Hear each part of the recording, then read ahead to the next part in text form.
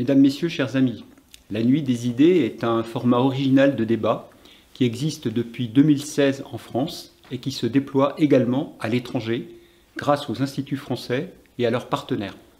C'est une véritable fête de la pensée où toutes les générations sont conviées à venir écouter des personnalités qui font autorité dans leur discipline, débattre des grands sujets de société. La Nuit des idées est un rendez-vous bien ancré en Pologne.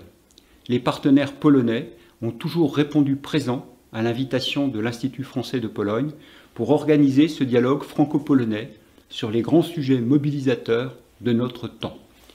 Pour cette 5e édition polonaise, le thème de proche, qui se veut l'écho de quelques-unes des grandes questions qui agitent notre présent, sert et servira de fil directeur à la soirée. Alors que la crise actuelle invite à l'isolement, au repli sur soi, c'est de solidarité, de proximité, de nouveaux modèles de pensée et d'action qu'il sera question, ainsi que du renforcement des liens humains et sociaux. Pandemia wywróciła nasze życie do góry nogami i spowodowała ogólnoświatowy szok. Przecieramy je się oczy ze zdumienia, widząc, jak zmienił się świat, który do tej pory znaliśmy. Jaką niepewność jutra wywołał w nas ten wirus i jak zaprząta nasze umysły. Oswoiliśmy się już ze skutkami, jakie niesie, ponieważ kryzys zdrowotny nie ominął żadnego kraju. Wskutek obostrzeń i izolacji bezpośrednie kontakty ludzkie są bardzo ograniczone. Z powodu pandemii żyjemy w nieustannym poczuciu niepewności i świat, który nas otacza, stał się odległy. Dzięki internetowi staramy się zdobyć namiastka poczucia bliskości, a żyjemy w czasach, w których jest coraz mniej interakcji twarzą w twarz. Ten nowy sposób bycia obejmuje rozmaite aspekty naszego życia codziennego. Pracujemy coraz częściej zdalnie, robimy zakupy w sklepach samoobsługowych bez sprzedawców.